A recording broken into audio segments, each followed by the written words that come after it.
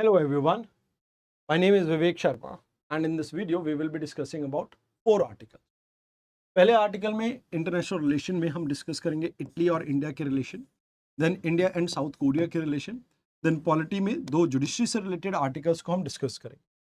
आइए एक एक करके इन सभी आर्टिकल्स को हम समझ लेते हैं। देखिए, सबसे पहली चीज जो आपको यहाँ पे समझनी है दैट इज इंडो पैसिफिक के बारे में। तो यहाँ पे आपको याद रखना है कि इटली यूरोपियन यूनियन में हमारा 4th लार्जेस्ट पार्टनर है। साथ के साथ इसके साथ हम 15 से 16 बिलियन डॉलर की ट्रेड करते हैं आए साल, एंड हम चाहते हैं कि भाई ये ट्रेड जो है 20 बिलियन डॉलर तक पहुंच जाए बाय 2029। तो इसके ऊपर हमारा फोकस है। तो इसी कारण से हमने अभी स्पेशल स्ट्रैटेजिक पार्टनरशिप इनके साथ साइन की है। ओवरऑल जो रिलेशन है इसको गाइड करेगा India Italy joint strategic action plan जो 2025 से 2029 के लिए अभी एक्टिव है। अब यहाँ पे ये जो पार्टनरशिप है, ये स्ट्रैटेजिक पार्टनरशिप जो 2023 में साइन की थी उसको फर्दर एडवांस करती है। अब इस पार्टनरशिप में हमने फोकस किया इंडो मैरीटाइम कनेक्शन के ऊपर। देखो, अगर आप देखें बाब अल मंडब स्ट्रेट एंड आपका जो स्ट्रेट ऑफ हार्मोज है, ये दोनों वाइटल लिंक हैं जो कि कहीं ना कहीं इंडियन ओशन और मेडिटेरियन के लिए काफी इंपॉर्टेंट है। जैसे आप सभी को पता होगा, स्विस कैनाल के थ्रू हम रेड सी से कनेक्ट करते हैं। अब ये जो है ये एक इंपॉर्टेंट ट्रेड रूट है जो यूरोप को कहीं ना कहीं एशिया से कनेक्ट करता है। अब दूसरी तरफ अगर हम बात करें वर्ल्ड की एनर्जी सप्लाई के लिए स्ट्रेट ऑफ हार्मोज काफी इंपॉर्टेंट हो जाता है। तो इस वजह से अभी ये जो पार्टनरशिप है ये फोकस कर रही है कि कैसे इंडियन एंड मेडिटेरियन सी के अंदर हम कहीं ना कहीं पीस एंड स्टेबिलिटी को प्रमोट कर सके। अब इसमें आप इंडिया का आईमैक प्रोजेक्ट भी देख सकते हैं। आईमैक क्या है? India middle east east Europe economic cooperation. तो इसके ऊपर हम फोकस कर रहे हैं, जहां पे हम कोशिश कर रहे हैं कि इन वाइटल लिंक्स के ऊपर हम अपनी डिपेंडेंसी को कम कर सके। तो इटली ने इसको सपोर्ट किया अभी रिसेंट टाइम में, एंड साथ के साथ हमारी जो ग्लोबल बायोफ्यूल अलायंस है, collision for disaster resilience infrastructure है, या इंटरनेशनल सोलर अलायंस है, इसको भी कहीं ना कहीं सपोर्ट करने की बात की है इटली ने। अब जैसा मैंने आपको कहा कि भाई हम 20 बिलियन डॉलर की ट्रेड करना चाहते हैं बाय 2029 तक, तो यूरोपियन फ्री ट्रेड एग्रीमेंट कहीं ना कहीं इसके लिए काफी हेल्पफुल हो सकता है। अभी तक इन्होंने 3.6 बिलियन डॉलर की इंडिया के अंदर इन्वेस्टमेंट की, बट खासकर ये इन्वेस्टमेंट ऑटोमोटिव सेक्टर के अंदर आई है, टेक्सटाइल सेक्टर के अंदर आई है, एंड रिन्यूएबल एनर्जी के अंदर आई है। वैसे हमने क्रिटिकल मिनरल्स को लेके भी इनके साथ एक 2026 के अंदर एक पार्टनरशिप अभी साइन की है। तो यहाँ पे एमओयू ये फोकस करता है सर्कुलर इकोनॉमी के ऊपर, जहां पर खासकर लिथियम एंड कोबाल्ट के ऊपर हमारा फोकस रहेगा। डिफेंस इंडस्ट्रियल रोड मैप की बात की जाए तो को प्रोडक्शन ज्वाइंट आर&डी के ऊपर हमारा फोकस रहेगा। एंड एडिशनली हम मरीन टाइम डोमेन के अंदर यहाँ पे मल्टी नेवल एक्सरसाइज कंडक्ट करेंगे, जैसे मिलान, ऐसे पास एक्स ड्रिल करके एक बायलैटरल एक्सरसाइज भी आपस में कंडक्ट करेंगे।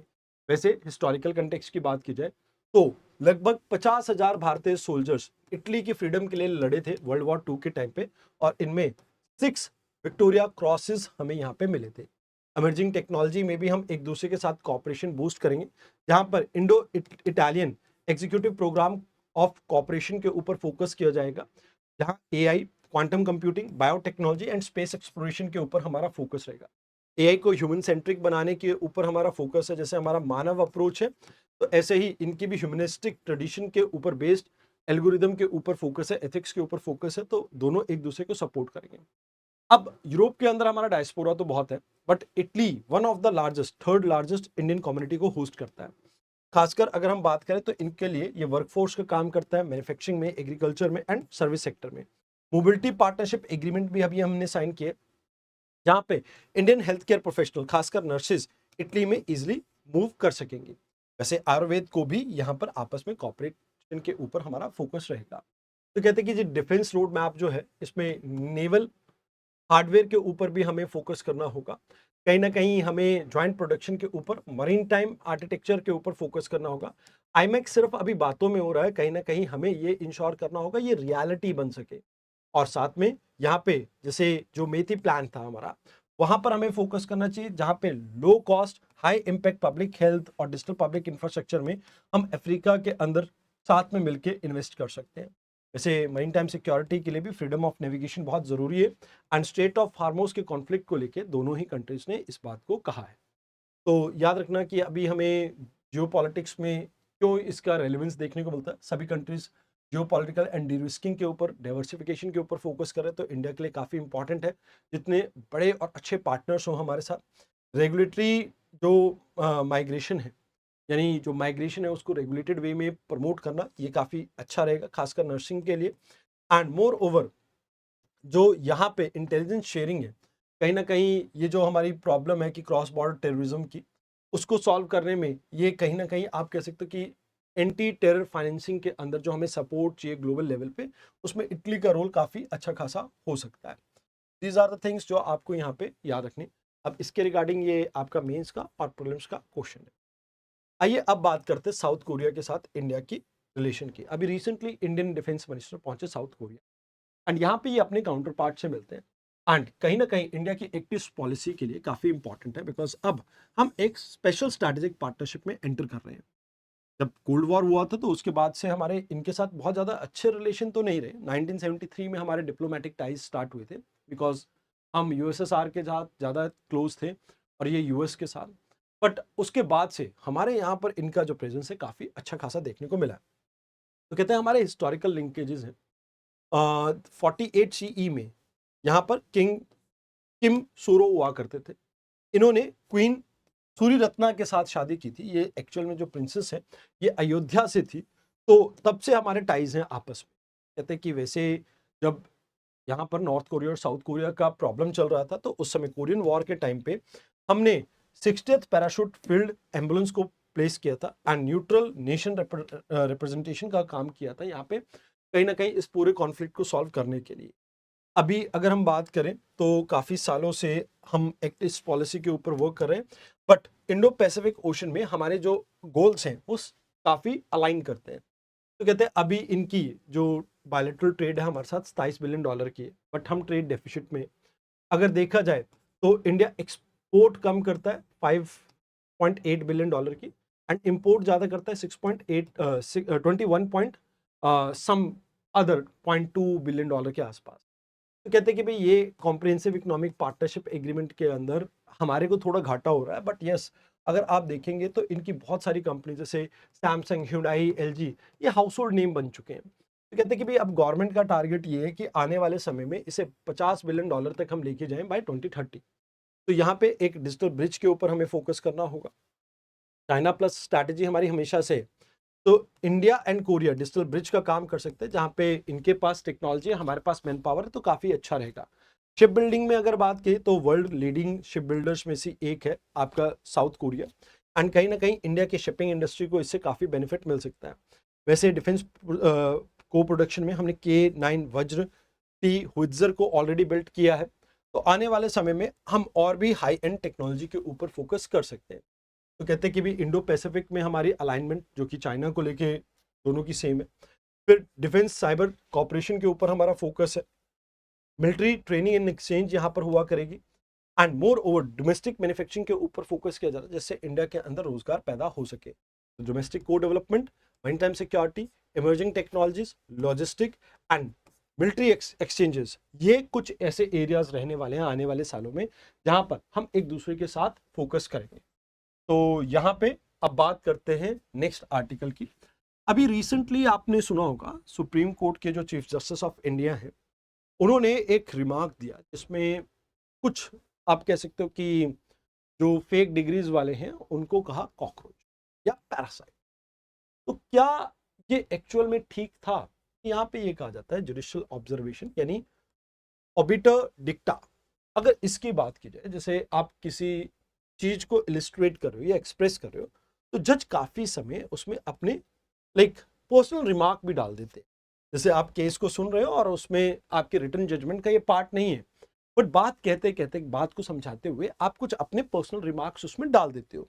जैसे अगर आप कहते हो कि यहाँ पे ये जो चीज है वो बाइंडिंग नहीं है जजमेंट के तौर पे, बट यस अपनी बात को एक्सप्लेन करते हुए आपने कुछ कह दिया, तो ये कहा जाता है लैटिन वर्ड जो ये ऑबिटर डिक्टा है, ये कहते हैं things said by the way.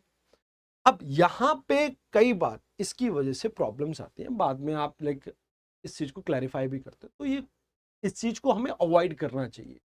तो आर्ग्यूमेंट्स या क्लैरिफाइंग कॉन्टेक्स्ट आपका या हाईलाइट सिस्टमैटिक इशू, उस चीज को करते हुए कई बार भावनाओं में बह के कुछ पर्सनल रिमार्क्स कोई कर दे, तो ये चीज कहीं ना कहीं गलत है। तो जुडिशियल ऑब्जर्वेशन यहां पर ये आते हैं। जजमेंट क्या होती है? जजमेंट वो होती है जो एक्चुअल में, जो जैसे फॉर एग्जांपल दो पार्टीज के बीच में केस था, उस पार्टी के केस को सॉल्व करते हुए जो एक्चुअल जुडिशियल वर्डिक्ट है उसे कहा जाता है जजमेंट। तो कहते हैं कि भाई ये एक्चुअल में आपकी केस की फाइनल आउटलाइन है, आउटकम है, जो कि लीगल रीजनिंग के ऊपर बेस्ड है, एंड इसमें ये बाइंडिंग नेचर की होती है, एंड ये कहीं ना कहीं आप ये कह सकते हो कि राइट्स और लाइबिलिटी ऑफ द पार्टी इसमें इन्वॉल्व होती है। कहते हैं कि भाई यहाँ पे अभी dual face of bench remark के ऊपर आप फोकस कीजिए।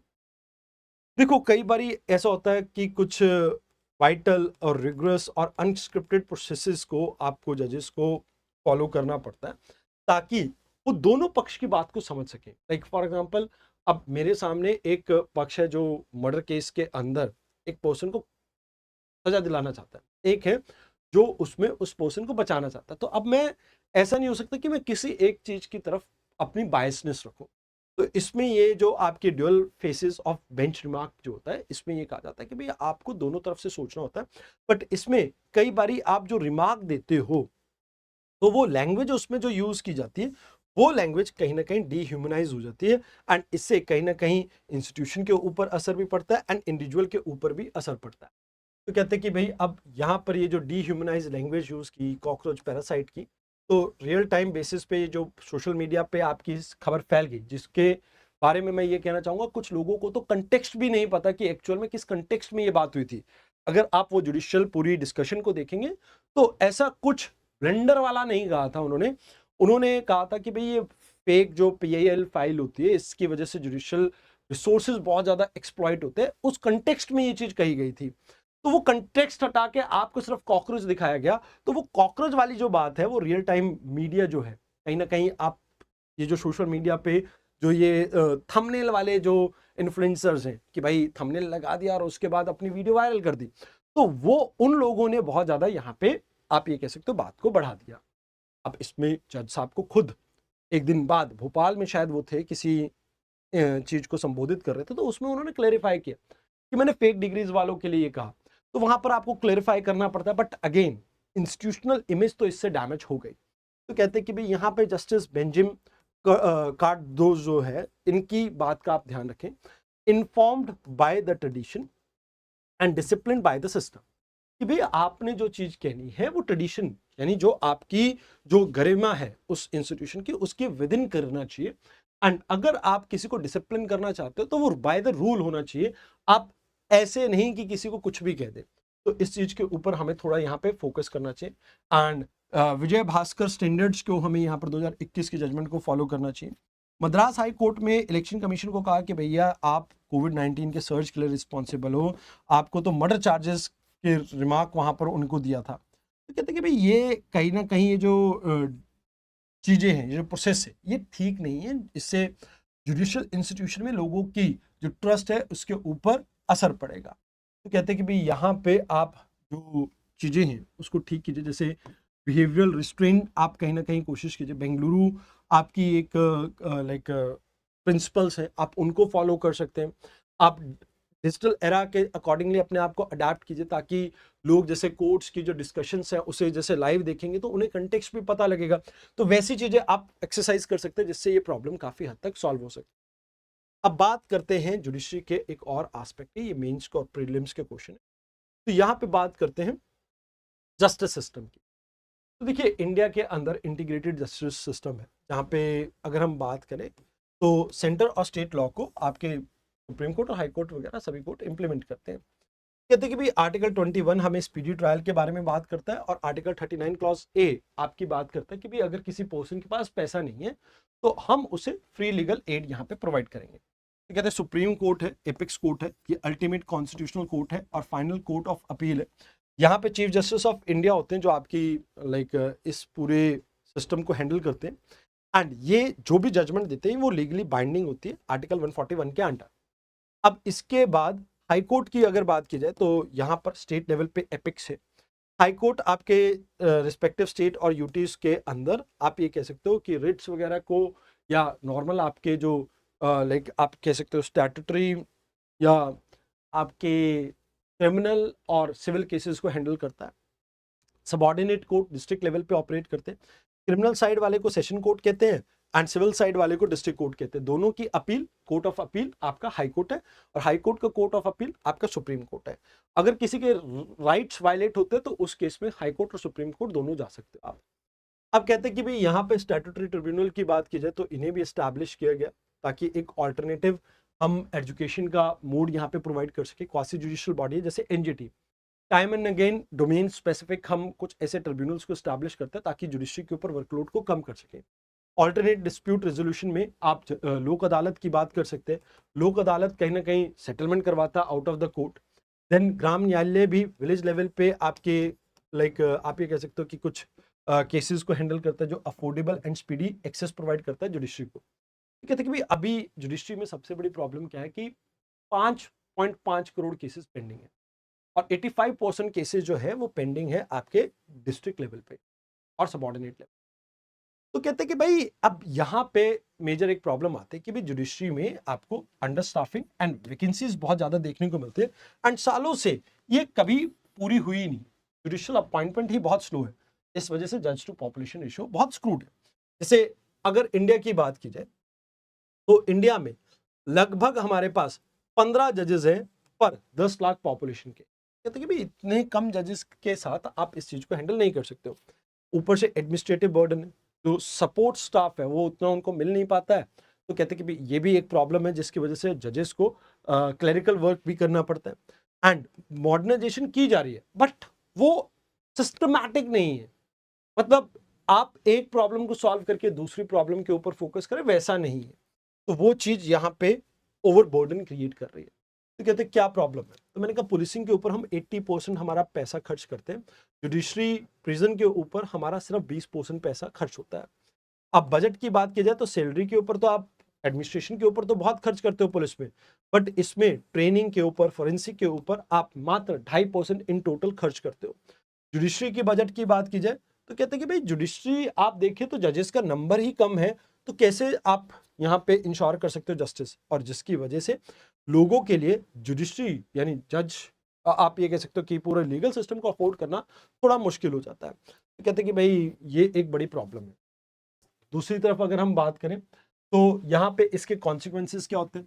कहते हैं कि भाई आपको ये देखने को मिलता है कि भाई जो अंडर ट्रायल्स हैं इनके नंबर इंक्रीज हो जाते हैं।